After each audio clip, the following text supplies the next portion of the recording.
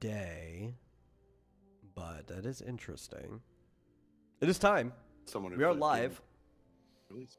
Yeah, welcome to Super Serial Showtime, everyone. As always, I'm your host, The Metal, and joining me is my co-host, Marsupial Gamer, here to talk about shows, movies, anything serial, comics, novels. If it floats our boat, we'll talk about it.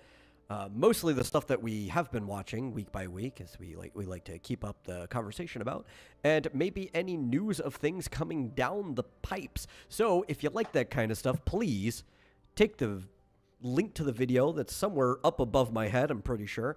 Unless you're on phone, then maybe it's actually, you have to click the share button below. Give it to somebody else. I don't care. Throw it into the wind. Pester somebody about it. Get them in here, and we'll have a good time. But in the meantime, hey, how you doing today? Mm-hmm. Oh, pretty good. We're at our usual time if you live in Arizona or Hawaii. Yeah, I forgot about daylight saving, which is Otherwise- why we're an hour early for literally everyone else today. We will be at the usual time, which will be an hour later for us, Thursday, after I correct the schedule and remember that daylight savings happened. Yeah, all you weird time changers. How dare you? I was lamenting the fact that I still have to go to work at the same time. You were hoping Still that do daylight work. savings would cut in your favor this time. Yeah, because I mean, you know, my company's headquarters are in a different state, and Yeah. I thought, oh well, our morning meeting is an hour later, but then I, looked a little well. Yeah, then I didn't have to look at anything. I realized, oh wait, no, I'm actually still required to be there at the same time, local time. Well, you keep talking. I'm gonna give a little TMI right now. I forgot to put deodorant on after I showered, and I can slightly smell myself. So I'm gonna walk off screen and do that. I can't tell. You know, the other side of the house. Smell fine to me. But good. I did not take a shower. Well, so we actually watched a full, I guess, all of that's available of something that's brand new for me. Oh yeah. Something you were late to the program on, yeah. Which is half of what Yeah, we watch which- these days. Yeah, but I didn't actually. It was not what I expected. Not Yes, how yes. I thought it would be. We're talking about Chainsaw Man I for everybody at home. Yeah, it was completely different from what I had thought it was. I mean, it's just because they always show just like the visuals of the guy as Chainsaw Man. Yeah. So I didn't really expect it to be, more, as much as it was of him as a normal guy, and really, really, really, I guess, sexually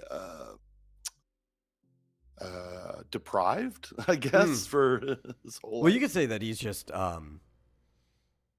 essentially deprived in literally every way prior to that point. Like, that guy Denji has nothing going on for him at the start. He's had a horrible life. Yeah, that's He doesn't even know how jam on toast tastes. Yeah. But that's like one of his dreams, is to always have jam on toast. As soon as Even created as soon as super he toast. has means. Yeah, what was that? Like It was peanut putting butter and jelly, is it? every topping, honey, you could possibly put on the toast, butter, stuff that, like, as a normal person who's had everything on toast, you're like, some of that stuff just doesn't go together. But if you're somebody who's been as deprived as him, you're like, the stuff doesn't even have conflicting tastes because you've never tasted anything of potency. So it's just like, just put it all on there. Yeah. We're talking about Chainsaw Man because Marsupial watched it for the first time. This is my second lap. Mm-hmm. And we watched the whole season. Okay. And I think it's just because the movie's been around and in the zeitgeist is very popular. And while we were flipping through, I think we saw the card for it in the streaming service, and you were interested in trying it out. I was like, yeah, I've seen it. It's good. Yeah, well, I've been hearing, I mean, mostly Yellow Flash. She talks about it a lot and how good it is and thing. And so I was like, okay, I know nothing about it except the visuals. Yeah, yeah. And I kind of assumed it would be a bit more, I don't know. I assumed it would just be nonstop action with the guy as Chainsaw Man in like every scene. Oh, and I think some people from the name, like, even though it's like a weird, like, chainsaw-headed guy, right? A lot of people from the name, because it's Chainsaw Man, is expecting something a little more like the superhero genre of things, just from the name alone. I've heard that response from a bunch of people. But, like, it's not even. It's not even remotely close to that, I guess, you know? In some ways, like I said it before going in, Yeah. it's kind of closer to something like Men in Black or Hellboy, except it's not secretive because devils are just a thing that everyone has to deal with. So they're like that type of organization or part of public security if everybody gets to know about them. Yeah. But yeah, but I guess the thing is they're mostly just kind of normal people. I mean, I guess they've been trained to fight or whatever, but they each have a contract with the devil that helps them in the situation. But it's an interesting idea because they're all very vulnerable, could be killed at the drop of a hat, and sometimes are. Yeah, unless you are a devil yourself. Like the devils and the fiends Yeah. are a little more sturdy because you can, as long as there's a bit of them left, as long as their heart hasn't been destroyed, you can kind of just revive them with some blood. Yeah. It's just that there's only two of them In their on their crew, team. yes. Yeah. And There are a few other ones that they interact with. All the rest in and out. You kind of get, I don't know, I got the feeling that the leader, can't remember her name. Makima? Makima, I guess. Yeah. Yeah, Makima. She seems pretty badass, but I guess she's just got a really powerful devil side. I don't want to answer that. That's all I know. Yeah. I don't want to have you read the spoil manga? anything past what you know. Yeah. But I mean, anyone who's just watched the anime, we watched the whole thing, so that's what anyone who hasn't read the manga knows. Yeah, I haven't fully read it. I've skipped around, but I do know a lot of stuff. I've read some issues from later on too. Mostly because like I was reading it for free on the Jump app, and if you miss a week or two, it stops being in the free section. Right? You have to pay for the app to do it. It's like I just haven't bothered to go back and read the stuff that I've missed. But the current one is pretty much always free. That's how they get you. Is they offer the most current chapter for free because they know that there's going to be a lot of new people that get hooked on the recent chapter and they want to go back and read the other stuff. And then they might give you like the first 3 chapters for free. And there might be anywhere between 20 to 100 chapters in between what you read in the beginning. It's like, man, I got to pay for the app to read all of this stuff. I mean, I know places I can read it without paying the app, but I just haven't gone out of my way to do it. Yeah.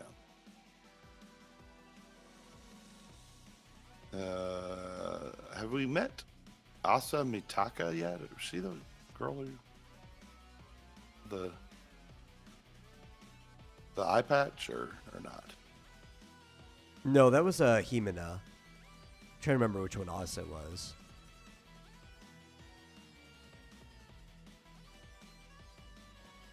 It wasn't the scaredy cat, was it? Maybe. I guess I don't know if we've met her yet. But anyway, I was just looking through the wiki and it says that she's a love interest of his, but the scaredy cat girl. Oh no, maybe she is because she didn't die. Yeah, in she the first survived. season, right? Yeah, unlike some other people, but yeah, maybe that's what it is. She didn't seem like his type. But at any rate, yeah, just binge the whole show, the whole first season. Yeah, yeah. So, Pretty good. yeah, I was gonna ask, what do you think about it? It's pretty cool. It's a cool premise. I definitely like Makima's ability to just squish people from a Yeah. distance. I guess just by knowing their name. I was saying she's kind of like a walking, talking Death Note. She can just kill anyone, no matter She where does they are. require a sacrifice, though, to do it. That's why they pulled Yeah. all those inmates that had life or worse sentences for it. Like, these are nobody will miss these guys.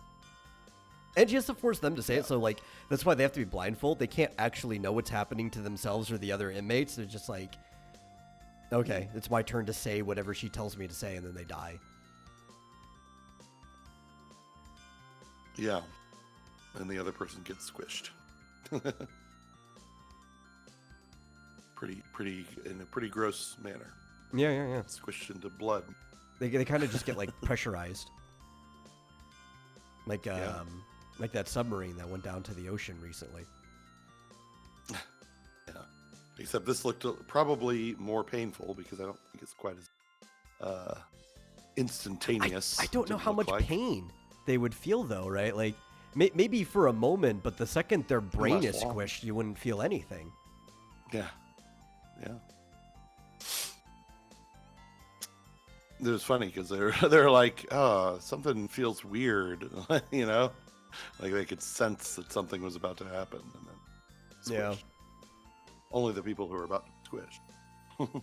It's like the exact opposite of, what was it? Was it Kick-Ass where this happened? But when they shoved the dude inside the giant lumber microwave, and, like, they're trying to interrogate him, and he just can't think because, you know, there's radiation going through his brain before it boils and explodes, right? But it's like the opposite of that situation. Instead of exploding outwards from, like, a microwave radiating you, they just compressed in. Which still caused the blood to explode outwards because it had nowhere else to go. Yeah, it's kind of like they were squished between an invisible vice or something. Yeah. Oh, they were squished between her hands, right? Like if you were Yeah. that's who was showing it when she was, like, rubbing her hands, and it's like squishing clay and all the water comes out.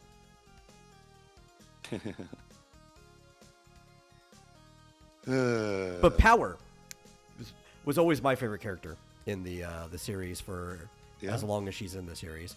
And at least in this season, she's introduced early enough, right? Like, what was it, second or third episode that we deal with Power? And then she's with us the entire season. Yeah. And she's just, I mean, she's a fiend, so she doesn't think like a normal person, but she's kind of just like your batshit insane character that rambles off a lot. Yeah. And I usually love characters like that as long as they have good enough dialogue to go with them being batshit insane. Mm. And she talks rather, I don't know, sort of an antiquated or sort of formal manner, I guess. So it's hard to characterize exactly. But I wonder if, like, so she's a fiend basically being controlled, or she's been inhabited by a devil? Is that? Well, no, the fiend is the one inhabiting the body. Right. Yeah. But I guess the So the question human's is, gone. It's just I a wonder if- puppet for Power. Yeah. Yeah. Yeah. But, like, was the fiend male? Or I guess they're not The fiend's a necessarily. demon. I don't know if it really matters. Like, obviously, some of the demons Yeah. have sexual characteristics, but, Mhm. you know, it's It's whatever just body funny it gets. 'cause she definitely doesn't act. She acts. I guess you could say asexual It's just as funny. Is Makima like an Amanda Waller-esque character? She kind of performs that role for the crew. Yeah. She's the leader. She kind of sends them out on jobs or missions and doesn't usually participate, but apparently she has the ability if she wants. From afar. Seems to be the strongest of them all. But yeah, they kind of introduced the Gun Devil pretty like suddenly. It was like, oh, like okay, now we've got kind of a main antagonist sort of character, but not really like he's not really been in the show yet. It's just kind of they're trying to find him. I wouldn't say Makima doesn't care who she kills. She clearly has no affinity for most individuals at all, but certain people are tools to her. So there are people who, in her own crew, whose lives she values more than others, and clearly, even as of season 1, you realize that Denji is one of those people. She has a reason for keeping him around. She wants him to fight the Gun Devil. Yeah. Yeah. Definitely.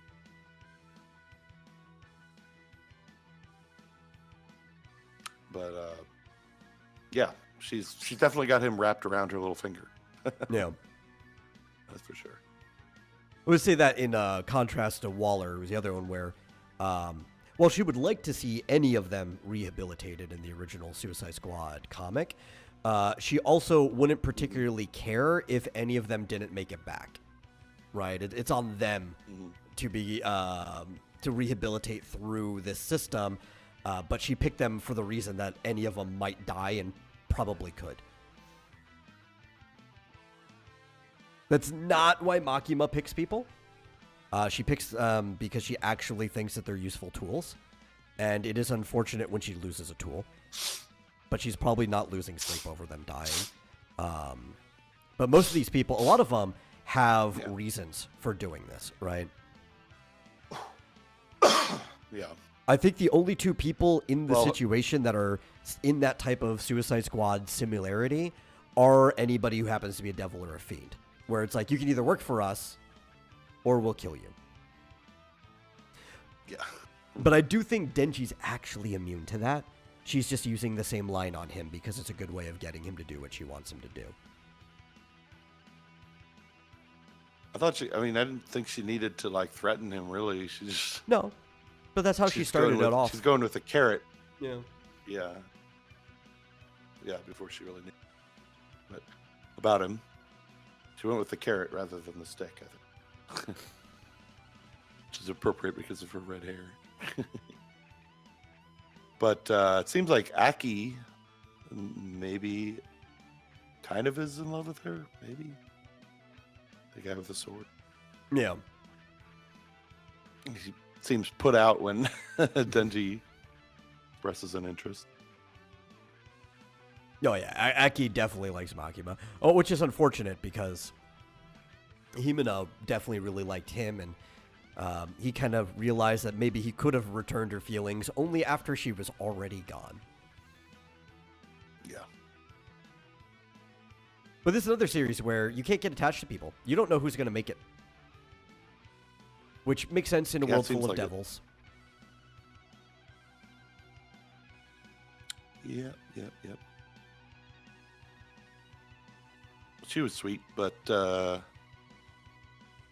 yeah, Denji did not take advantage of her being drunk that one time. So she almost took advantage of him.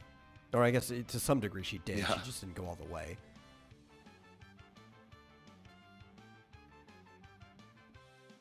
Yeah. But actually, there was a earlier scene, or a later scene, I guess. It was a flashback where she find out Aki was like a minor or something when they first started. Oh, yeah.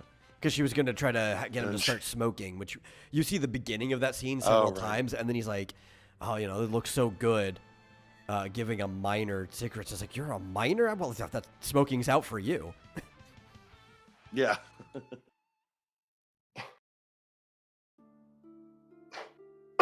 And Denji Which is gives you- supposed to be 16. Yeah, he's 16 currently in the story, where we were.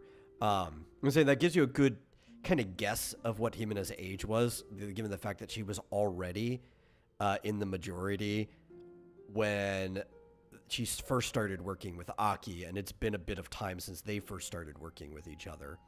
Yeah. I assume she's in her mid to late 20s. Late 20s is the thing that I've usually seen from her. Yeah. Like, probably somewhere around 27, 28. Yeah. But I've never bothered to check in further to see if there was like an official character bio somewhere. There probably is. I'm sure it's on the wiki.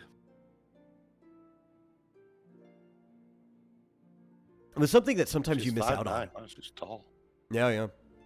But something you kind of miss out on sometimes when it comes to watching anime, and sometimes that stuff will be put in eye catchers, but not always, is very often there'll be companion pages released maybe in the Takoban or even sometimes in the magazine that it was originally put in, where they'll maybe even have just an entire character bio page that will tell you things like their hobbies and stuff like that. It's very common, but you just don't see that when you're watching the animated version of a show, unless they happen to put it in the eye catcher, or if the director decides they want to sneak in extra lines that didn't exist in the manga to fill in a scene where people talk about their hobbies, which is a very big deal with the Japanese audience. Something they even kind of almost bring up in the show when they're having the party night where everybody's out having drinks and stuff together. That's when you find out that Denji's 16. Is that one of them's like, oh, when they introduce themselves, have them say their hobbies. That always tells you a lot about a person. Japanese audiences, and I think American audiences do too. It's just less of a mandatory thing here. But Japanese audiences love to know more about the character than you sometimes have the ability to tell in the story. So bio pages and different stuff like that are just a very common way of doing that. Yeah, see that in a lot of TV shows like Inuyasha. Yeah. At the very end, they'll put a lot of those were in printed form, basically. Like they would have a page or stuff that would tell you more about the characters. Yeah, I noticed in like, and I know it's in other shows too, but like Attack on Titan would have these huge page with a ridiculous amount of text. Yeah. Like in between scenes where they'd show it for like 5 seconds. It's like, I couldn't possibly read all that. It's like, guys, now I have to go watch it on streaming or catch it on a Blu-ray release and pause just to read the whole thing. It's okay. People make online resources with like screen caps of that stuff, so you could just go and look at it whenever you want. They shouldn't have to, but they do. Sure. Yeah.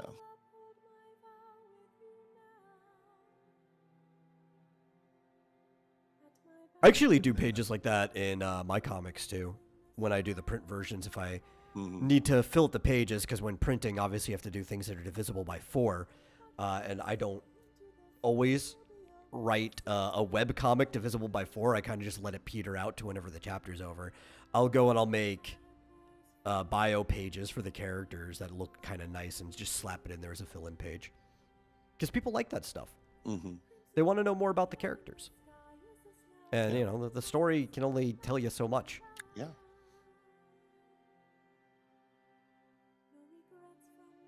True. But yeah, I don't really have much else to say about it. It's just, I thought it was good. I liked it. You're prepared to watch the movie whenever it hits streaming. Yeah, or if it's still out, I could go see it. Don't know if it's still out. You could check. Yeah. But anyway, that was the new thing that we went or that we watched. Yes. Okay. Actually, it is streaming or still in theaters. There's stuff today. I think the closest one. I actually don't know which of these two is closest. It's either the Fat Cats in Queen Creek, or there's a Harkins Theater in Queen Creek too, and both of them have the movie there. Mm-hmm. Don't know how much longer it'll be in there though. For all we know, this could be the last day. I'm not gonna actually load up the site to see the full schedule for the movie. Yeah. I would assume it's not though. Usually movies go out during the weekend, so if it's there today, it's probably at least there all week. Mm-hmm. Yeah. Chainsaw Man, the movie Res Arc. Yep. They named it just straight up the arc that they're covering, which is not a terribly uncommon naming mechanism when you're covering an arc in a movie. Mm-hmm.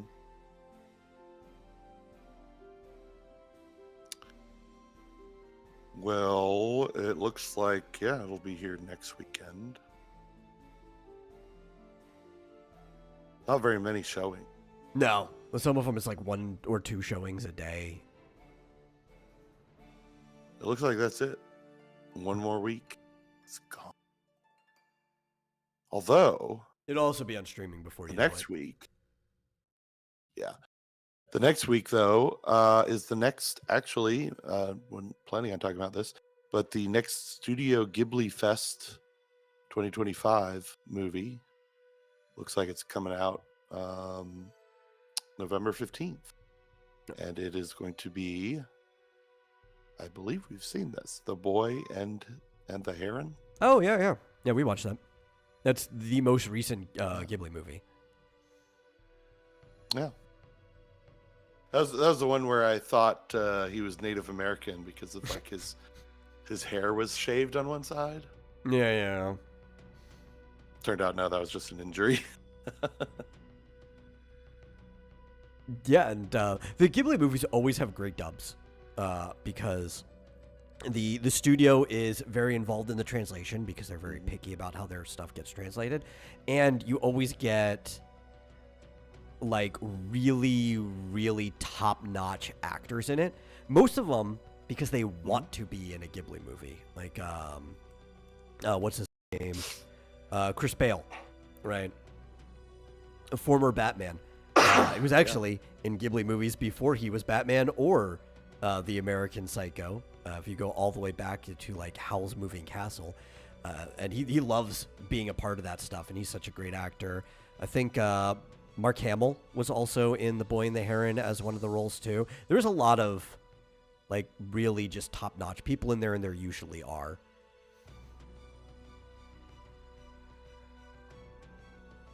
Yep. Oh, hey, did you know there is a third Now You See Me movie? I did see that, yeah. Okay. Which I'm still just upset with the naming mechanisms of it, so. Yeah, well, they called this one Now You See Me, Now You Don't. Yeah. A little too late. You just wanted you wanted the second one to just be called Now You Don't. Yes, the second one should have just been called Now You Don't. You didn't even need Now You See Me in front of it. Mm-hmm. Yeah. I think it would have confused the masses. The idiot masses. What does that mean? Ooh. I mean, the movie poster alone could solve that. You just put the sequel to Now You See Me, big letters, Now You Don't. Like, it's not hard. I understand the average person isn't the brightest person there, but they're also not the dumbest. They have average intelligence. I have a little more respect for the masses, I think, than the marketing teams do.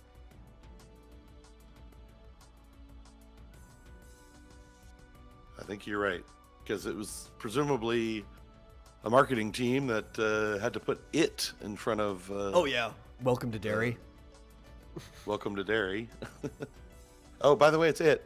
Yeah, it's related to it. It is what this is about. And the thing is, like, couldn't trust you to figure it out.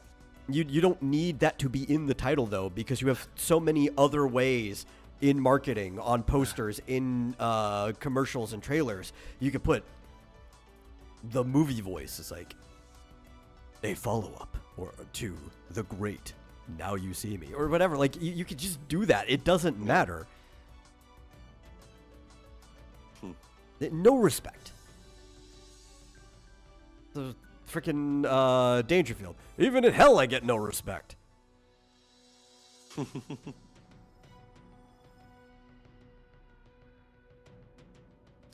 God, I miss Well, Rodney. yeah. Rodney if I was went out, great. if I went out to see a movie, should I see Chainsaw Man or Demon Slayer? Oh, definitely Chainsaw Man. Chainsaw Man's Legit. better than Demon Slayer. Because I've never seen a single Yeah. episode. And Demon Slayer's, I mean, we're adults, so we don't care. But if I were to compare the two, Demon Slayer is definitely more appropriate for a younger audience. I think even, we were talking about this, Jump realized that Chainsaw Man might have been a little too much. Because it's technically shonen, but it's like riding the line between shonen and seinen.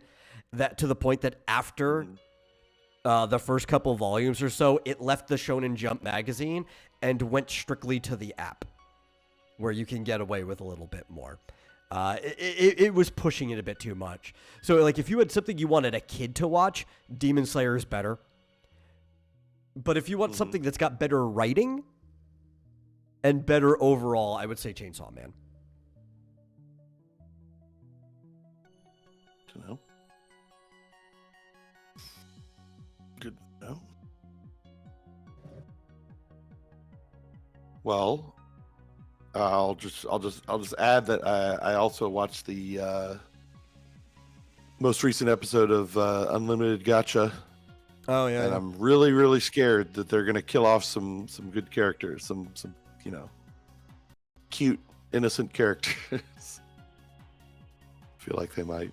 We'll see next week, but that's all I'll say about it. Okay. He meets some wholesome people. It's basically becoming a race war. It's basically humans versus everyone else, because the humans are just constantly being stepped on, and sometimes literally. And yeah, he meets a nice party that help him out, and of course there's like a little girl mage who gives him a present. I'm pretty sure they're gonna die. Yeah.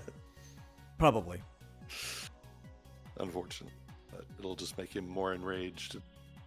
He seems to be taking a little how do you put it, Gaiden, a little side quest here to sort of get to know the world and get to know people and what it's like and everything.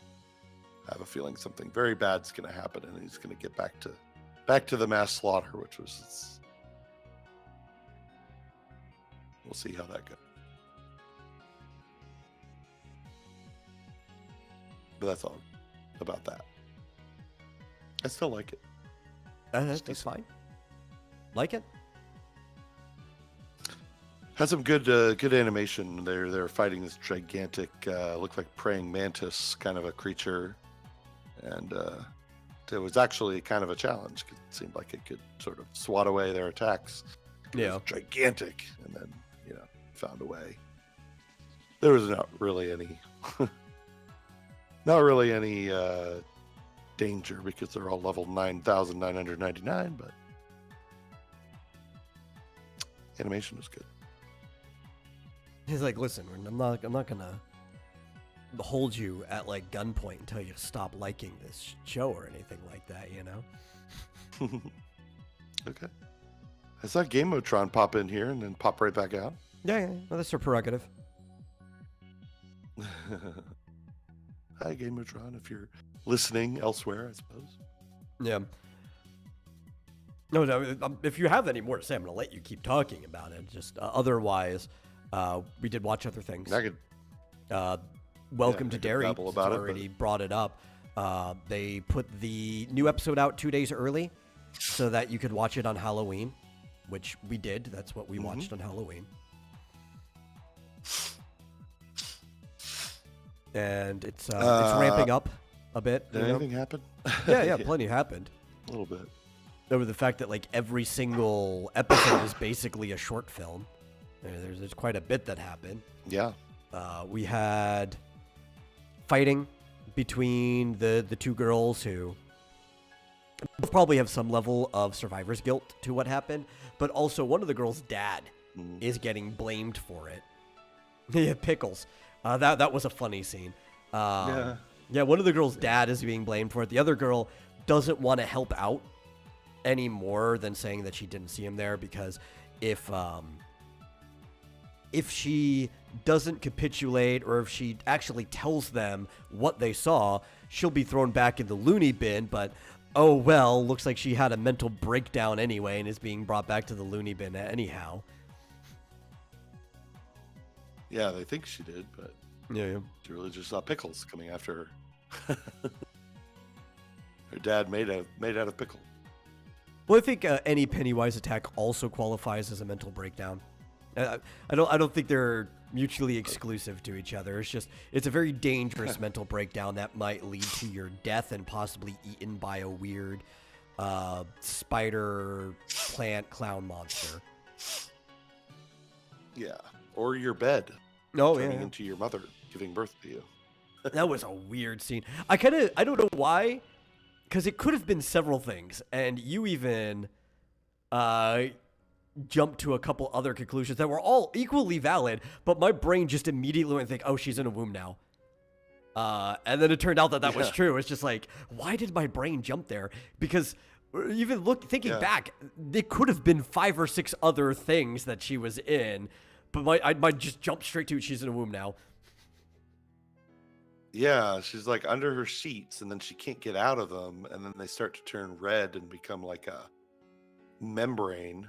And I thought at first that she could have been in a balloon, you know, because there's the red balloons are part of it too. Like, yeah, so it was kind of veiny, and it started to get all gooey, but I thought like, oh, she's gonna like stuff got on her face, and I was like, oh, is that like stomach acid? Yeah, you thought she might have been in a stomach. Yeah, but it's a lot like, I think you said this. It's kind of, or at least it reminds me of Nightmare on Elm Street. A little, where yeah. All of a sudden, find yourself in this bizarre situation where you're just facing imminent death. Except they're not asleep. Yeah. I don't think. I think that I think I notice... know why my mind jumped to womb immediately. And I think it's because she was under blankets specifically. And one of the things, like, because all children feel safer under blankets. And babies, like, if you properly give them a light weighted blanket, it will even help them kind of like calm down or whatever. And I think it's because that environment reminds a young child of the safe environment of being in the womb. Like, there's a subconscious thing. So I think my mind just immediately jumped to like, oh, under blanket, inside womb. Like, I think that's what the jump was. Yeah, so far we've had 2 depictions of childbirth. Very, graphically in 2 episodes. I'm starting to think that one was there might be some interest of the writers bleeding into this year. Yeah. The writers barely just get fed it. Yeah, but in horror, you don't have to barely disguise your fetish. You could just kind of go all out with it to a degree. Yeah, well, and this one, she was being birthed. This teenage child ended up even being attached with an umbilical cord. Yeah. Oh yeah, that was. She didn't even notice that at first. And I think they intentionally kind of kept it out of frame. Like, thinking back, there's probably a couple shots where you could notice it, but they were mostly keeping it out of frame until that shot, so that it was kind of equally a surprise to the audience as it was to her. Yeah, she thought, oh, I'm just gonna, run away, but no, I'm attached to this gigantic, monstrous mother Pennywise thing. Yeah. I noticed that, at least so far, like, these situations that, these supernatural situations that keep popping up, they seem a lot more deadly than the original movie miniseries, presumably book. I don't know exactly how it played out in the book, but like in the movie, it seemed like, okay, just run away. Like it seemed dangerous, but at the same time, they get away pretty easily. It's run away as long Seemingly. as you can get to other actual people, right? Like if you stay isolated, Yeah. Pennywise will continue to hunt you down. But if you can make it back to where people are, you are usually safe, right? Yeah.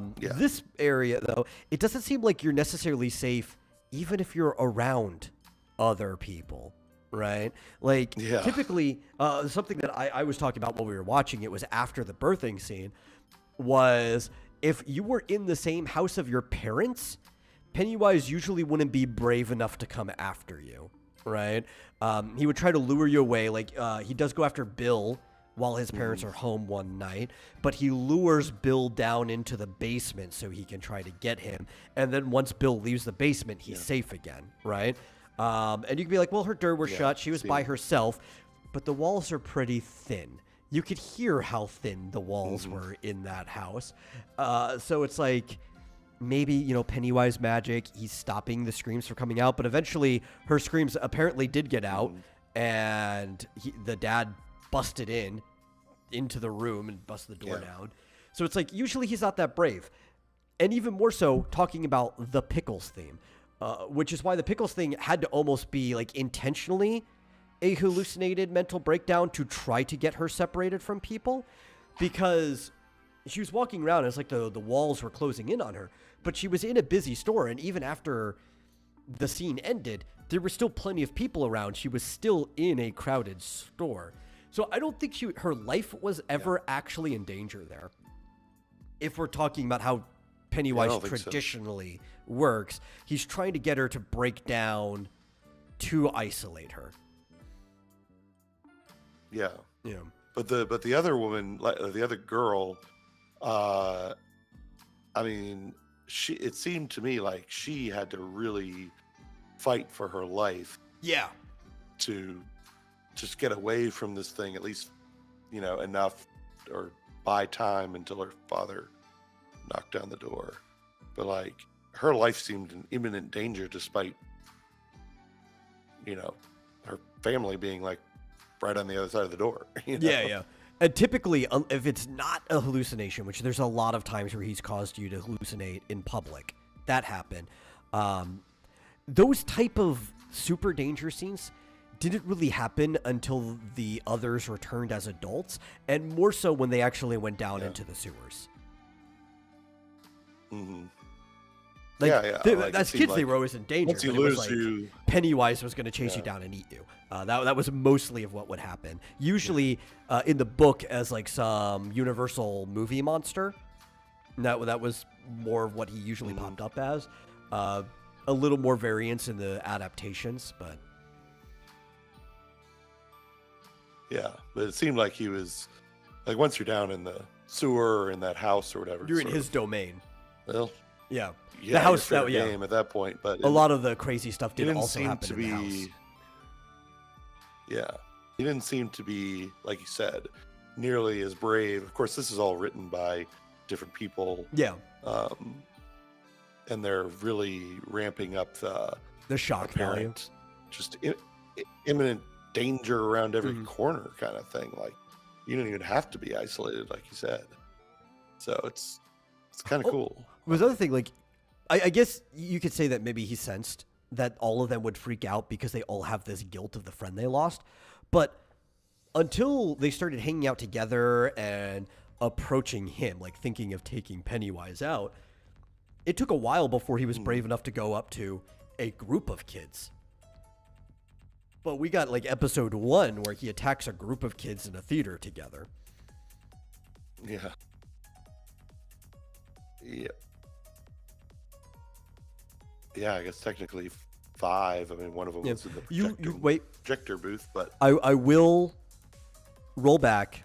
We can't technically say that these ones were already approaching him, right? Because I was thinking about it wrong, but the first time that Pennywise attacks the group is after they started looking into the history of the children that went missing in the town, which is literally what they did right before going to the movie theater. So I guess it's actually about the same place where he attacked Yeah. a group of kids. We just started at that point. Right. So, yeah, it seems like, I mean, that was a shocking scene too, where it's just, they're all together. What could possibly happen, They decided for this series, they're going to be like, no, he's a threat no matter where you are or who you're with, almost. Doesn't seem to affect adults yet. Yeah. But we spent a lot of time with Mr. Hanlon in that episode as well. Which I think at this point we're assuming is Mike's grandfather, because he does have a son already, which would be about the age to be Mike's dad by the time the kid stuff happens. And we're finding out a bunch of the stuff about the base, and apparently they're trying to say, which this kind of gets talked about, so it's not like they're just pulling it out of their ass or anything. It's briefly mentioned that other people have looked for the thing before. I don't know how much about like the military being involved, but the military seems to be looking for Pennywise, basically, or the rock that he came in on, the ship or whatever, Yeah. And I don't know then if they realize yet that it's a living No, they creature. don't. I don't think they do. They think it's a weapon of sorts or something. But they need somebody without fear, somebody who's got like a brain problem, like brain damage to where he can't feel fear or anything anymore. And that's why they are getting Mr. Hanlon to do that job. Yeah. Yeah, I guess he had some sort of brain damage in Korea, something like that. Yeah, something like that, yeah.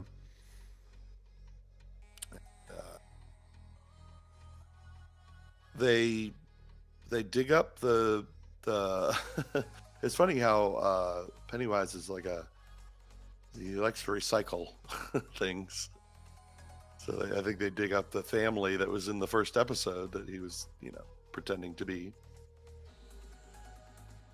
When did he first arrive exactly? I think in the Neolithic era is when they imply it in the book. I don't know if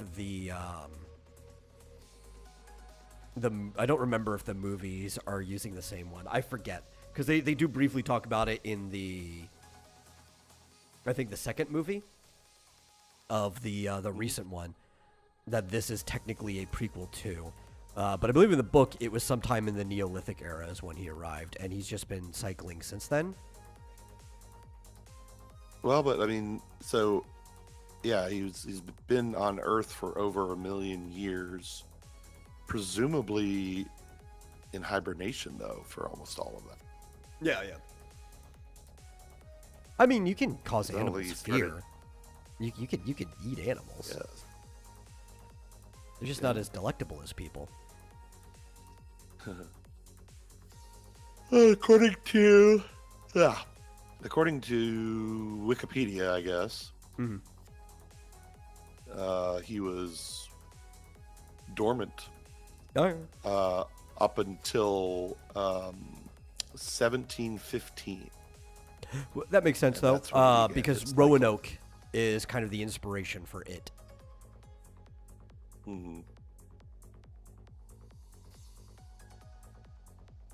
Yeah. But we did miss a couple chats. Let's go back. Fizz want to know, somebody gets aroused by bloody birth of new life. Dude, people get aroused by everything. Don't be surprised by that. There's weirdos out there, okay? Everybody's got their thing. And Mike was I here. think they just want it to be scary and bloody. Yeah. There's not that big of a difference, Like, there's a line between fear and arousal, and it just depends which way you cut it. Or as Johnny Bravo would say, like, I'm scaroused. I mean, it's kind of it's like I'm frightened but intrigued. It's kind of a yeah. I mean, it's a potentially good way, sort of, it has sort of it's kind of like a monster in a box, right? Yeah. You don't know what it is. Yeah. It's kind of scary and alien, and then it pops out. Oh, yeah. It's all bloody and gooey. And so if you turn something, and also, what's the word? Turn something on its head where it's, you're expecting a cute little baby, and it turns out to be some horrific monster. Yeah. They did the same thing in The Omen. And, so it's a trope. Oh, yeah. It doesn't have to be, arousing or anything. Well, no, it doesn't. It's a good way but to also, cause technically, we want to scare. talk about psychologically speaking. Fear is a type of arousal. It's just not sexual arousal. So, but yeah. Anyway, Mike had a thing where he was asking, "Did you see how what was that? Seisha may be taking action against generative AI. Well, Japan in general is taking action against generative AI. Like they're being very, very up against it.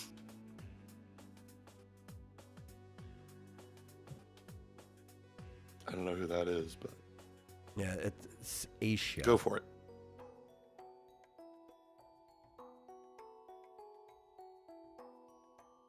Shueisha? Yeah. Oh, it's a publishing company. Yeah, well, if people are using their IP to train AI, They're the only, like Japan as a whole, the government, several companies in tandem with it, they're all kind of going against generative AI. Oh, they're the publishers of Shonen Jump. Oh, okay. That explains why that name looked familiar to me. I didn't know where I saw it before, but it did look familiar.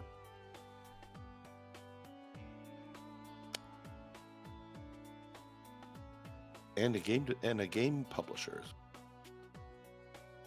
Well, these things are usually just really big. These companies tend to be almost like monoliths. Yeah. Got a lot of interesting looking games on their X feed here.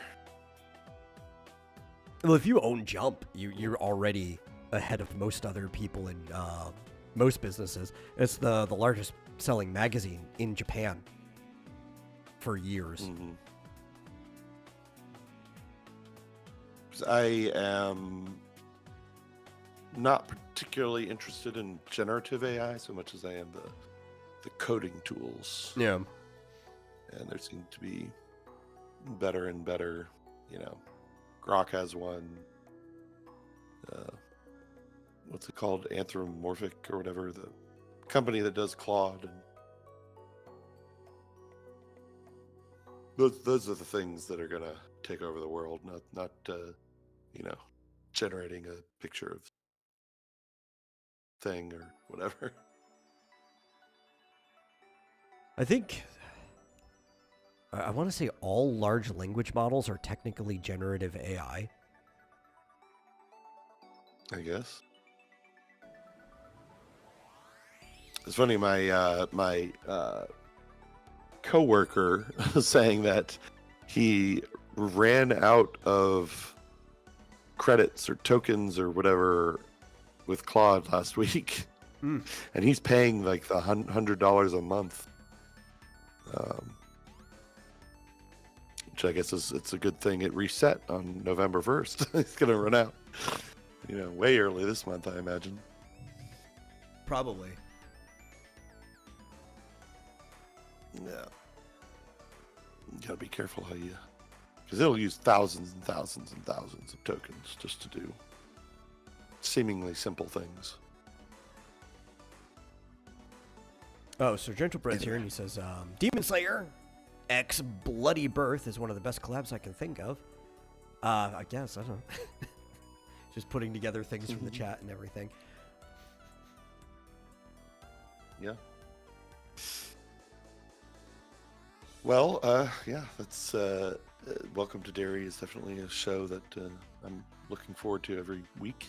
See what disgusting or slightly scary thing is going to happen. I wouldn't recommend anybody under 18 watch it without like their parent either present or knowing you well enough that you can watch it by yourself. But Yeah, it is pretty bloody disgusting. Or whatever Could the age of definitely- majority is in the country you're in. If it's 16, move it over whatever years.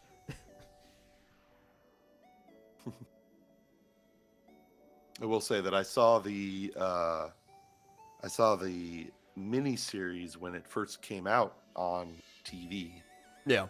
and I was definitely a teenager, 15 or something.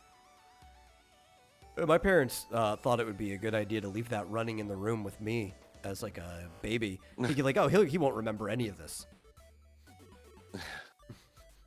No, I was 13. I was 13 when it came out, and yeah, parents let me watch it. Which That that's one not wasn't as that bad, though. bad as Yeah. in retrospect, but at the time it was pretty I mean, for a baby, it's probably still a bad thing to leave on. for in the a room, 13. But, Yeah, probably. Of course, I also saw American Werewolf in London when it came out in theaters, which would have been, I was apparently 4.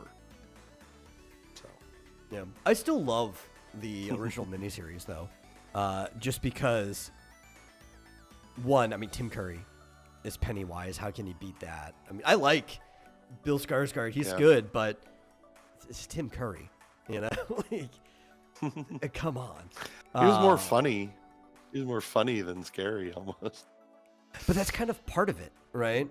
It's because Pennywise is supposed to be a lure, right? You don't want the clown part to look scary. You kind of want him to almost be as inviting as an actual clown, and then the teeth come out or whatever once they're closed. I feel like that's a point they miss in the newer version. Mm-hmm. But also the rest of the Yeah, cast he's was just great scary from too. the start. Yeah. Well, yeah, Tim Curry was more, I mean, he was just like making jokes that I guess today you'd call like dark humor or whatever. Yeah. Joked a lot about the guy who killed himself, Stan, I think. Yeah. Stanley.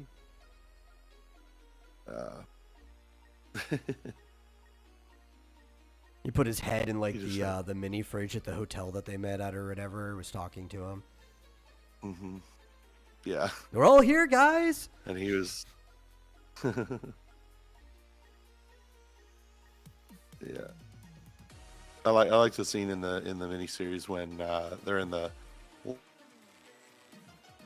library and trying to talk, and he's just like really loud. He's got like the noisemaker, like they can't, and they end up having to like yell at each other, and everyone's like, "Why are you yelling in a library?" And then like the balloons Just show up floating in front of people and just pop, and there's blood like all over people's faces, and they're not supposed to be able to see it, but it's funny because you can tell like the actors like went like that when it popped. And they're not supposed to flinch because they don't see it. Something that if you were to try to recreate that today, you could do it perfectly because you could just have them there and then you could digitally add all of that stuff in afterwards. The pop and everything. Yeah, exactly. Yeah. But yeah, I love that version. I think they did that instead of in the new movie where they're in the Chinese restaurant and all the things come out of the. Or no, I guess that scene was in They the did the original. Chinese restaurant in the original. Oh yeah, okay. It wasn't quite as dramatic because they didn't have CGI. Come on down and see me. Bring your friends.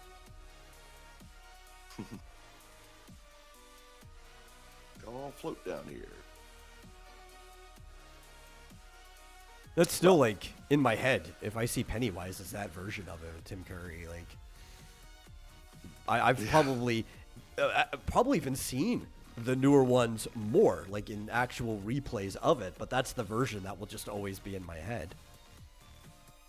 Mm-hmm. We all float down here. Wasn't this one of those stories where, the teeth and the contact lenses were just like incredibly painful and Oh, yeah. stuff. And Tim Curry just had to like put up with it. Mm-hmm.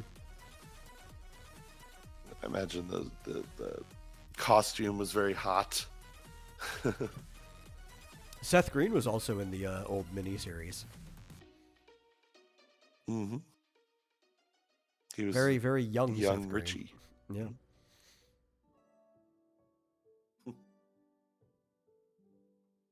And John Ritter. Yeah.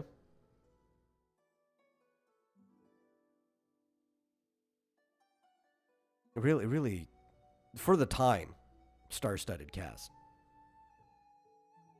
Mm-hmm. Although I guess you could argue that Yeah, I don't. most of the kids, even back then too, like a lot of that was the first stuff they were in. In this one, most of the kids, this was some of the first things they were in. But the adults, it was a pretty star-studded cast for the new it as well, given the time period. I mean, throwing somebody like Bill Hader in there. Oh, the new one? Yeah. Yeah. I was trying to remember what, like Richard Thomas was the sort of the main character, Bill, as an adult. What was he in? I feel like he was in other, was he in other Stephen King movies? I don't remember, because there's been a ton. Oh, you know how I knew him? He was John Boy from the Waltons. Okay. That's how I knew him. You know, from the 1970s. I think that was probably his most famous role up until then. John Boy.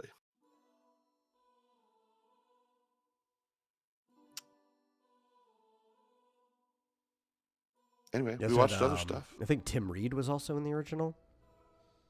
I think he played Mike, adult Mike, right? Oh. You know, Tim Reed from WKRP Cincinnati. Oh yeah. Venus Flytrap. Tim Reed. I think he played adult Mike. Oh, he played Mike. Yeah. Yeah. Yeah. He did a great I job. don't think I knew him very well. Yeah. He was in WKRP Cincinnati, and he also was in the show Sister Sister. Oh, okay. Yeah. He was in a lot of things that I watched growing up. Yep.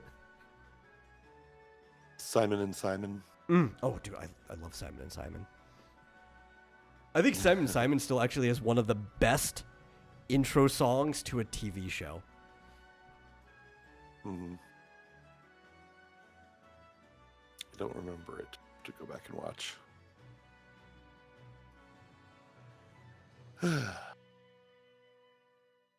Well, you want to talk more about anime? Sure. Which one do you want to talk about? Or would you rather talk about chairs? Chairs, sure. Okay. About chairs. Yeah, because chair company. Thought about putting a chair in the background. Yeah. Mm-hmm. Have we talked about that in depth yet? I guess. Yeah. I can't remember if Yeah, we we've been did. skipping that. Or... No, we talked about it. Okay. Chair company. Yeah. This guy's losing his mind. I wouldn't want it any other way. Yeah. Or at least they're trying to make him look like he's losing his mind. I think both are happening. Mm-hmm. They're like whoever is behind this chair company or something decided they really need to like mess with him, right? Because they're it's beyond like, just hiding and pretending they don't exist. Now they're Yeah, it's not even like they're trying to threaten him or anything, really. They're just like pranking him, fucking with him, I think is what they're doing at this point. Like, they had a guy who looked like he was threatening the house, but all he did was sit on a chair in front of the house and like tilt his head back and forth, and it was going faster and faster at some point. And that's all he, like, knowing the camera's there, he just tilted his head back and forth over and over again all night long. Yeah. Like, how's he going that fast? They're watching the video and I don't think it was sped up or anything. No. Is he getting faster? Like, Or they're like but then having a fake email for Ron that is sending things out to people, sending his like mugshot out to modeling agencies and stuff on his behalf, like headshot. asking for raises from his boss and stuff. It's like from your personal emails, like this. It's just so ridiculous, the stuff that they're doing. Yeah. It's funny. It's like his boss, like he should have been able to be like, that wasn't me. Like that could have been anyone with, just create an email address with my name on it. It's a Gmail. Anybody can just create any Gmail they want at any time. Yeah. It's like clearly he's being pranked. But yeah, they're like telling people that he wants to sell things, like putting him on eBay and stuff he doesn't even have. Yeah. And then like emailing, what was it?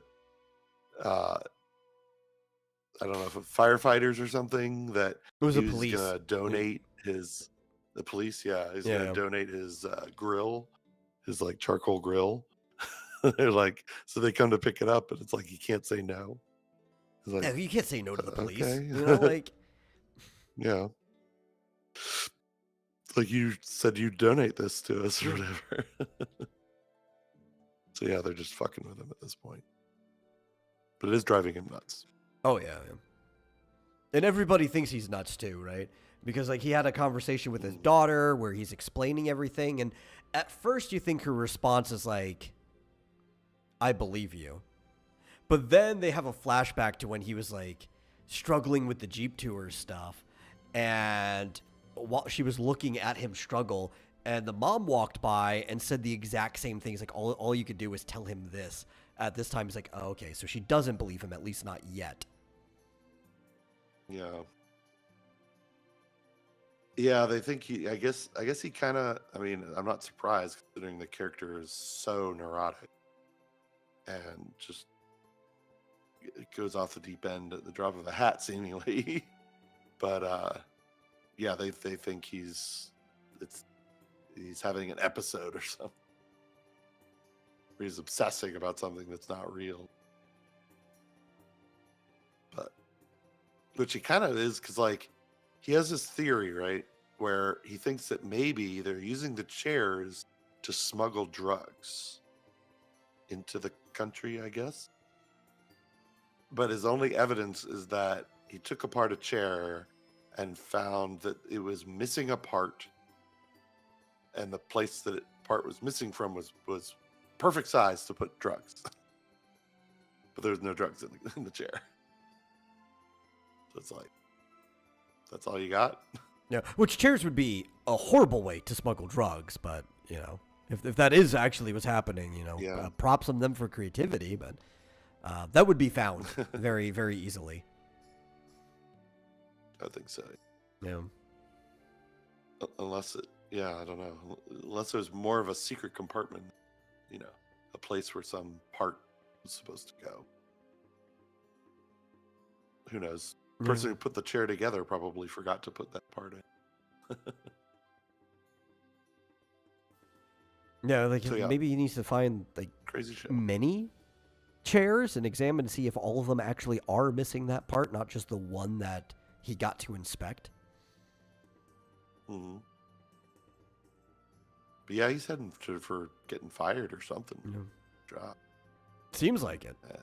And what's the guy who had the weird party the last episode? His fridge fell on him. Yeah, he was like missing for a few days or whatever, and they started getting worried, so they sent somebody to go check him out. It was like, yeah, apparently his fridge had fell on him, and he was just trapped under it for like 4 days. Yeah, somebody found him. I don't know if that has anything to do with the chair company. No, Just maybe a wild he could person. though. They were confused because he put his name down when he went to go check out the deed. Mm-hmm. That was the guy's name he used. So he was kind of like, oh man, did the chair company do something to him? But he was just trapped under his fridge. So I don't know. The chair company's weird. Maybe they set it up for him to get trapped under his fridge. That's entirely possible. I'm not putting anything past them at this point. Yeah, it's weird because like he hasn't gotten anywhere except to find this empty building, so he doesn't like actually met anyone except like the guy they hired to rough him up, and then some guy shows up at his house and everything. But it's like, what are you even No, he didn't meet hiding? one Like, guy, he hasn't found anything. right? The guy the house they went to, the guy who worked for them for Oh, like a few days, and they kind of forced him to work in the nude, assembling chairs. yes, yeah. We met one guy that supposedly worked for a few. That identified possibly maybe a single person from the board. Yeah, Not even a definite. and at the end, yeah. But at the end of the episode, the guy called him and said, I've got him, right? Yeah. Got He like went and one of got the people. Ken Tucker, which is the guy that was identified by the other dude. Yeah, but that was kind of the end of the episode. Yes, that's where we got left off. So, yeah. So we'll see if his little helper buddy has kidnapped somebody or not. Going on. Crazy show. But another one that I look forward to because I don't know what crazy shit's going to happen. Oh yeah. I love it. It's just oddball, off the wall. Mm-hmm. Another Tim Robinson comedy. It's just his comedy wrapped into a narrative. That's all it is, and it's like I'm fine with that. You know, that's what I signed up for when I started watching this.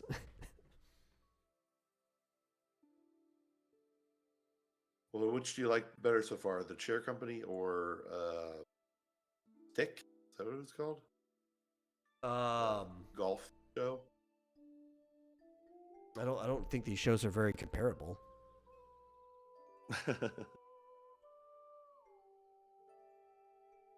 But It's definitely more unhinged. yeah, they're not even on the same network. But if I had to, Oh yeah, I kept thinking this. it was Apple, I but kept it's thinking HBO. this was on Apple TV, but it's Yeah. If you're forcing me to pick between the two of them, I think I enjoy this more than Stick.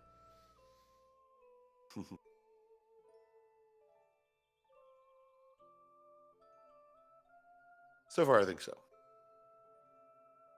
Who knows where it'll go though? Like we could just hate the whole thing by the end for all we know. Yeah. I highly doubt it though. Well, Like, this guy it's funny, is right? If something's funny enough, like you don't really care so how it strange. ends. You got all your laughs along the way anyway. Mhm. Yeah. I hope it doesn't get too frustrating. Because so far I have been frustrated when he won't just say things. So, specifically like when his boss said, "Why did you send me that email?" It would have been so easy to be like, "That wasn't me. Somebody's The thing is, I impersonating." don't think it would actually be easy. In real life, it probably would have. But like I was saying at the time too, he probably should have tried. Maybe they could have made a longer bit out of it or something. But absolutely nobody in this world is reasonable, right? Like with the modeling agency, right? And he called up, he's like, "That's not my email. That's somebody printed to me." And they're just insistent that it's like you're the one who you sent these photos or whatever, or like the guy who came up to his door wanting the Ringo Starr, or actually it was a whole Beatles figure, but he should have chipped the price down because Ringo Starr's nose had paint missing or something. Right? He's like, I didn't put that. It's not. I don't have that. I'm not the one who posted it. But the guy was just like so insistent. I don't know if there's a reasonable person in this world that telling them that's not me actually matters or would resolve any situation here. Yeah. I mean, you can kind of tell that it was written by him because he's like making the other people as unreasonable and Yeah. strange as he is. It's like a normal person would be like, "Oh, But that's all his someone's bits, impersonating? That's terrible. right? Like if you Yeah. saw I Think You Should Leave, all of the jokes in here would fit as just random standalone sketches. And I Think You Should Leave. They're just woven into a narrative instead. And these are how all the people were in that show. So it kind of reminds me of Larry David, where it's just like nobody acts that unreasonable and yeah. belligerent. Just nobody does that. Yeah, but like all of For no Seinfeld, reason. everybody was irrational, right? Like there maybe you might find a normal person here and there, but 90% of the people in that show are just like completely unreasonable. Then again, they were in New York, so you kind of expect that. But like Curb Your Enthusiasm, the same way, even these people who might have been reasonable in real life, the character version of themselves they're playing in that show, nobody's reasonable. Like drama just gets created for no reason because that's what's entertaining to watch. Crazy stuff. I saw that guy in some preview or something, but it was like, for something old. Oh yeah, was it? We saw afterwards they were trying to send us another show that he was in. It was like Friendship or something like that. Yeah. But he was also he was actually, I think, a cast member of Saturday Night Live for a short while.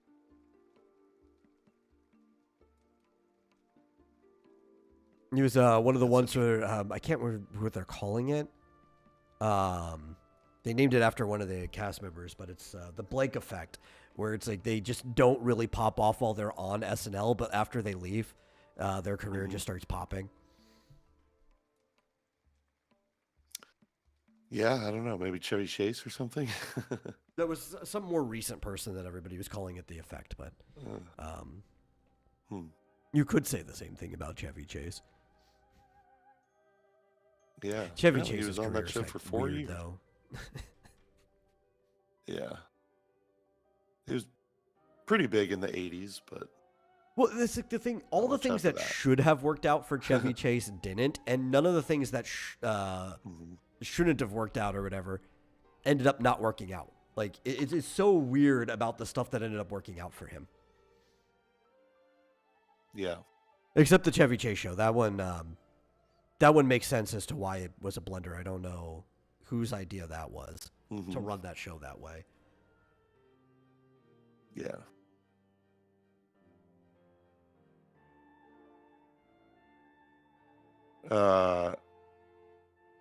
Well, at least Google thinks it's called the Tim Robinson effect. Maybe. Yeah. Maybe. Basically saying that the cringe and the unpredictability and the sort of wilder, kind of unbelievable aspects of his comedy were just too much for SNL. Just they censored him and they didn't like his sketches. I think he was a writer too. Almost everyone is, right? There's very few people who get onto cast who wasn't a writer before they were on cast. In fact, the way it typically works at SNL is you get into the writer's room and you try to write sketches that you could act in. But a lot of times if they already have an actor who can fulfill your role, you end up there just stuck in the writer's room until that person moves on. Yeah. Seems that he definitely failed upward after SNL. And, or failed SNL and went upward or something like that. Apparently, some of the sketches on I think you should leave were actually rejected SNL. Yeah, I believe that. But it's happened to a few people where it's just like SNL sent you out of the building or whatever, and they wanted you to go on the down escalator and have your career over, but you accidentally stepped on the up escalator instead. Yeah.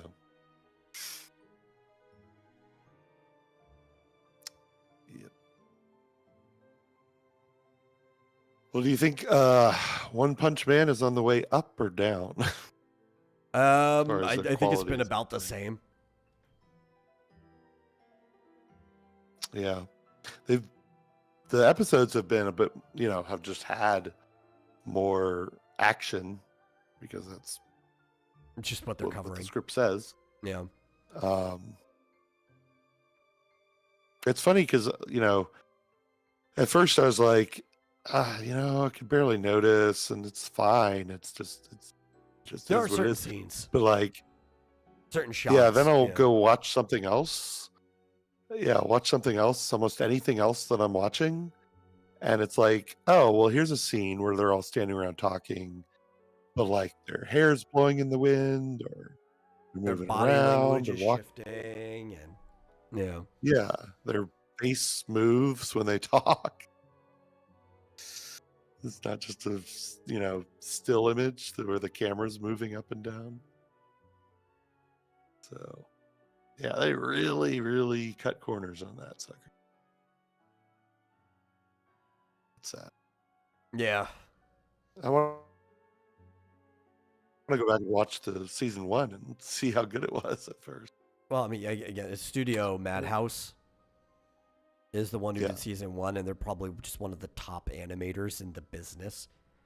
When you go back and watch any Studio Madhouse animation ever, and even if I don't like the story so much, the animation is just killer.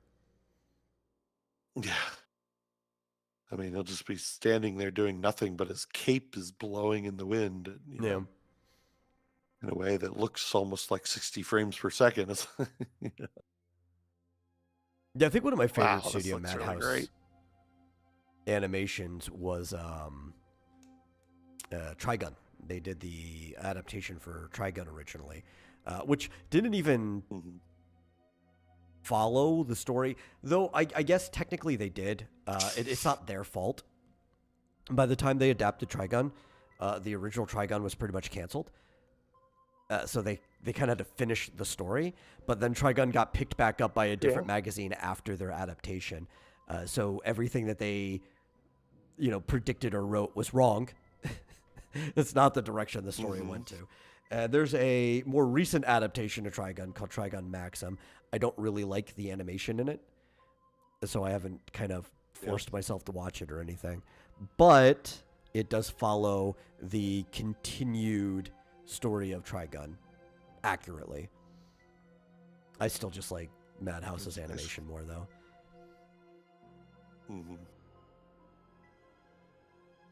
Yeah.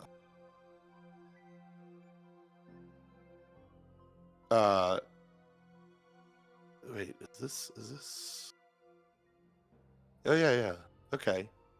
Yeah, for instance, like JC Staff did the Backstabbed in a Dungeon or Unlimited Gacha or whatever you want to call it. And it's great. I mean, they're sitting around we've been a over campfire. what they've done plenty of times. They were involved with Don Machi. I mean, this is a brand new one. Yeah. But that's what it was. I was looking, I was trying to think, it was something I was watching this weekend where I was like, this is JC Staff too? Because it's like, I'm sure they were given a every proper scene budget. is dynamic. Yeah. And it's like, they're just sitting around a campfire, but like, there's movement, there's emotion, like you can sort of tell what people are thinking. And I was like, wow. They're good, a reasonable budget. They can do a really good job.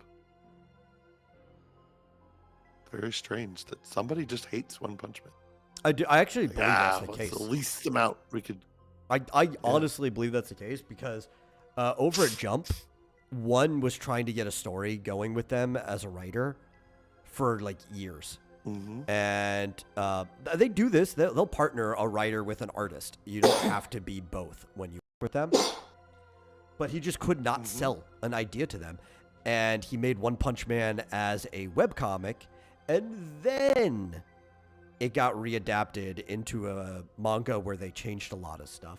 I actually think that there's somebody there who's just like resentful of One Punch Man. I would fully believe that if like evidence came out of that. That is like we're intentionally just not giving them the proper budget. Because like, again, one of the overtops of this is Bandai Namco. Right? You've Bandai Namco money usually. Yeah. Why is there no budget here? Did Bandai Namco not contribute anything, or are they also just like, here's $10,000? I don't know. I mean, they make the games, like there's One Punch Man games, right? Or at least they publish them. Yeah, the way Namco usually works But- is they are the license holder, or they get the license from whatever. Yeah. And then some other studio underneath them as the publisher will make the game, right?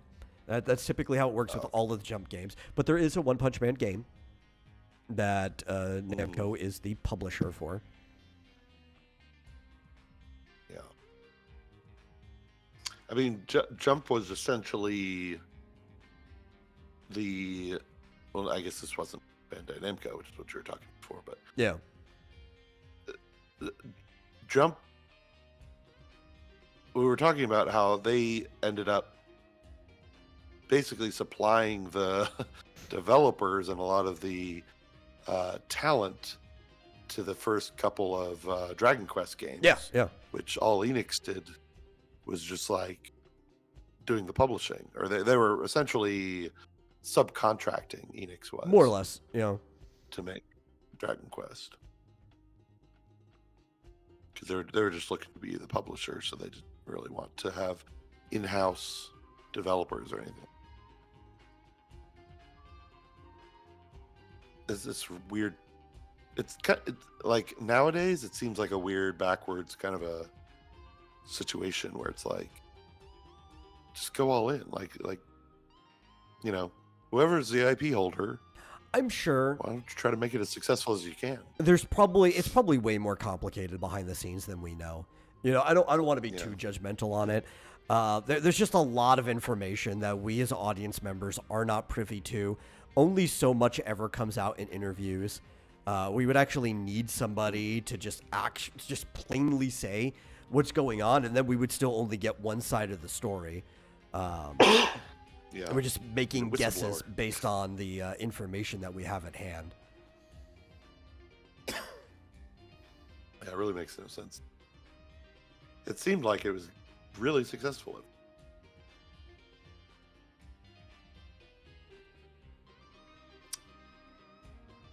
Maybe it's not as successful as we think, though. Like, it's successful enough to get a continuation, but maybe it's not as successful enough to warrant the budget that was given to season 1. Yeah, they didn't have to cut it by 90%, and then more, bigger, even more of a cut in season 3. Because you might end up with like a self-fulfilling prophecy where it's like, well, even after the cut, season 2 didn't do very well by comparison. It's like, well, yeah, but did you think a lesser product was going to do as well?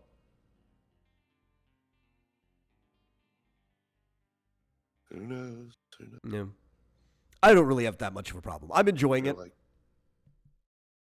Yeah, Garu is, I guess, the original plan of, like, tearing him down before they build him back up to be a real monster. I guess that seems to be working, or it worked, maybe, because hasn't shown him really, except, when he first kind of woke up after having seemingly been killed.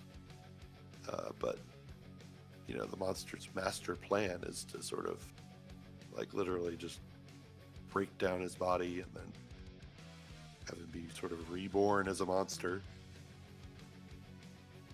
And seems like he's about to go on a rampage, so maybe it will. Yeah. Well, this is one of those cases where you see the in-show power scaling, right? Where he tried his best, but he kind of got his butt handed to him by those other two monsters in the field. But then he woke up and he just blitzed one of the guys that handed him his butt earlier so fast he couldn't do anything about it. He just, like, took his head right off. Oh yeah, that's right. I almost forgot. Yeah. He's out for revenge now. Seemingly more powerful. Which is weird, because it seemed like in season 2 he was pretty damn powerful, but then in this season it seemed like all of a sudden he wasn't. No, I think he's still Maybe just just powerful. wasn't going up against. He just didn't have as much of a challenge as he did when he fought those two monsters. Yeah, because remember, a lot of the beginning of monsters this that they're season. hiding in the base are supposed to be able to fight against some of those S-rank heroes that they're sending after them. Yeah, I suppose. And he was doing fine against the A ranks, right? He was kicking a bunch of the A ranks' butts at the same time, but then an S rank and a brother of the S rank who's kind of not a hero but on the same level as him came up and started kicking his butt. I guess so. Yeah. So, I guess that's why the monsters decided, we need to level him up before we can let him join us. Well, it's just the one guy, really, though. Like, most of the other ones don't really... aren't privy to the plan, Right, but it's they the don't care. Giro. He's the one that's basically trying to turn him into another... Oh, man, what was his name? It was like the word for demon, or like spirit. Orochi.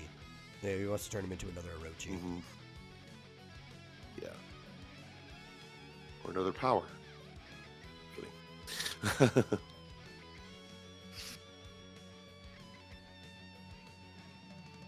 That's pretty Well, much it. I was very proud of Chainsaw Man for finally getting to touch the breasts. Oh, yeah, Denji. Yeah. Yeah, I wasn't sure he was going to go through with it, but he did. He sure did. So So we I'd say watched two I'll other be things. interested to see what comes next, but that was the full first season. That was until Was the that? movie. Oh. You don't have anything else to watch. You know. Yeah. But as you said, we did watch two other things. Yeah. Spy Family and Ranma, but Yeah. let's save that up for next time. I guess. Well, if we are going to save it for next time, there was a couple things I wanted to at least speed through. All right. And so the Godzilla -1 sequel, which is going to be called Godzilla -0, had a teaser that came out. So we do have an official announcement for that. We knew it was on its way. They did say they started production for it, but they hadn't given a title yet. A lot of people had kind of guessed that this was going to be the title or something along the lines. I don't know how you can be -0. By the way, I think -0 is just equal to 0. But that is going to be, it's going to be Godzilla -0. Okay. I can't wait for that. What did Though. I Godzilla loved -1 mean? Well, -1 was kind of just like the origin to Godzilla. It was redoing the original Godzilla in some ways, but it's not the same as when Shin Godzilla was redoing it. This is just like a different timeline, different world line, different Godzilla. And it was like resetting things to Godzilla being the monster, the bad guy. And it was pretty good. I liked -1. It was one of the few things I actually got myself up to the theaters, and I watched it by myself. And I normally don't ever go to the theater to watch movies by myself. And I enjoyed it a lot. But the thing is, if I want to watch a kaiju movie, I want to watch it on the big screen. I don't like watching my first viewing of it at home if possible. If I missed it, I don't have a choice. That's fine. But if it's in the theaters, I will not watch it out of the theaters until it's out of the theaters. Like, I will hold off and be like, okay, I missed it. Fine, I'll go watch it on a TV or something. And it'll probably be the same with this one, too. If I don't watch it in theaters, well, then I just won't watch it until it's out of the theaters. We don't know when it's happening, though. I don't think they gave us a date yet. Just that we have a title. I think it's coming out late next year is what it looks like. Okay. So maybe this time next year. Yeah, maybe I'll get to see it. I think when Godzilla -1 came out, I was in the middle of moving from Alabama to Arizona. So kind of busy. I was house sitting for somebody. So I had like genuinely, aside from working on comics and stuff, nothing else to do. I think I literally just wrapped up the last stuff I had to do for the 16-page short, The Bodacious Bikini Battle Babes of Brutus Bay. which is a great short. You should read it if you haven't. And I'm like, Okay. I'm going to treat myself for wrapping that up. I'm going to go and watch Godzilla. Got my jacket on. It was cold, and I just walked to the theater. Yeah. Good idea. Yeah.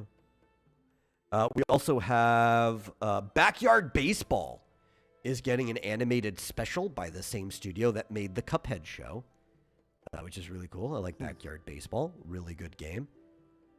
And the Cuphead show has really good animation. Really good, like, 2D rubber hose animation. And from what the preview looked like, I did watch it. It looks like the 2D style from the game boxes and everything. So, I will love to watch this whenever it goes live. Do we have a date for this? There's no U.S. release date yet. Okay. It'll be fun.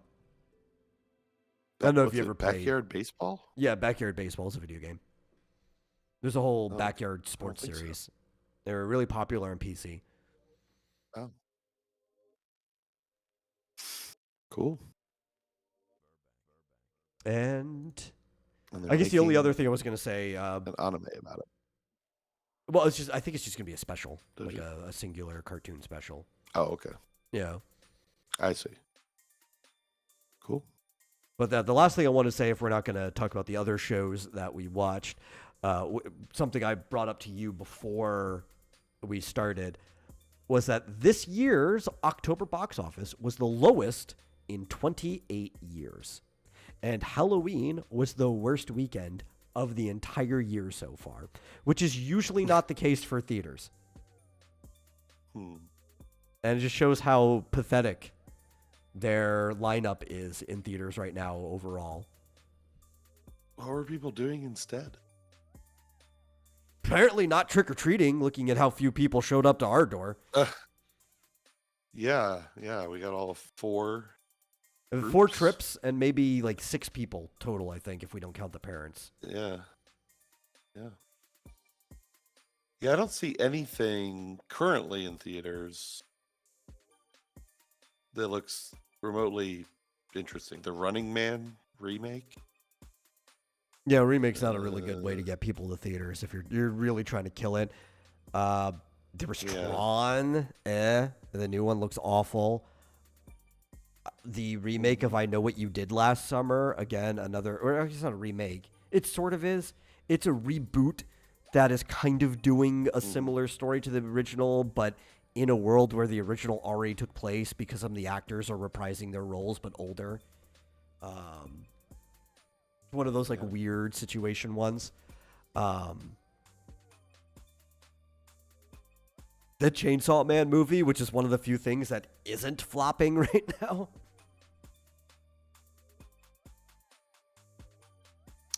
Yeah, and I guess Demon Hunter Yeah. is doing pretty well.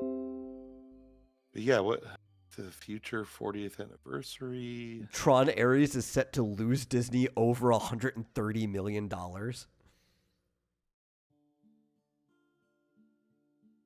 I don't see. I heard good things about Black Phone 1, but Yeah, but sequel to that. it doesn't need a sequel. It ended perfectly, and you don't need a sequel to it. The sequel looks awful.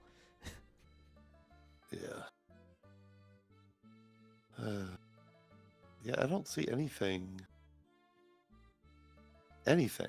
out there No. remotely. It's a horrible October. It's usually one of the best months of the year, too. Especially because usually you have a bunch of horror films that people wait to release in October. But some of the stuff people didn't even want to release in October. It's not like you had competition. Yeah. Right? Five Nights at Freddy's 2 and Strangers Screen 7 are coming out in winter. But they could have been done already. You're not competing against anything. You should have just released that in October. Yeah.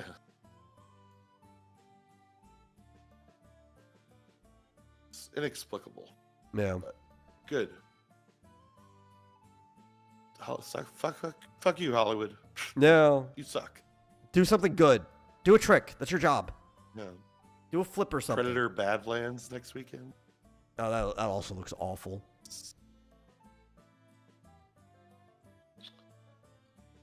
Fitzjoseph says Black Phone 2 was reportedly horrible. According to to Moist Critical. Penguin Zero. Yeah. Yeah. I mean, Charlie actually typically has really good opinions when it comes to horror movies. It's kind of like one of his zones. He's watched a lot of obscure ones, too. He's not like just a horror normie. So if he says it's bad, it's probably bad. Yep. Well, that's why I'm going to stay home and play video. Yeah. Or, you know, There's like, a lot of good new ones. can always just talk rewatch about a Thursday. good movie. But yeah, we can talk about a lot of stuff on Thursday. Actually, 6. There's a great game coming out on Thursday. Can talk about that. I don't know what game is coming out. Well, on I play Thursday. it. Age of Imprisonment, I believe. Oh yeah, I keep almost intentionally memory holing that game. Well, I've been playing Dragon Quest 1 and 2. I played a little bit of 2 last night. They're quite. I guess I could hopefully have a lot to talk about, because you wouldn't think there'd be much to talk about with Dragon Quest 1, but holy cow, it is a completely different game. Okay, well, I guess Completely we'll different. get to that on Thursday. So thank you all for watching. Crazy. Hope you guys enjoyed the show. If you did, please share it out with somebody else. Get more people, more eyes onto this. And if you really enjoyed it, you can always consider giving a donation to streamlabs.com/vomitoriumlive. Doesn't even have to do it while we're live. I'll read it out next time. I don't care. Money's money. And we'll see you guys no later than Thursday. Bye.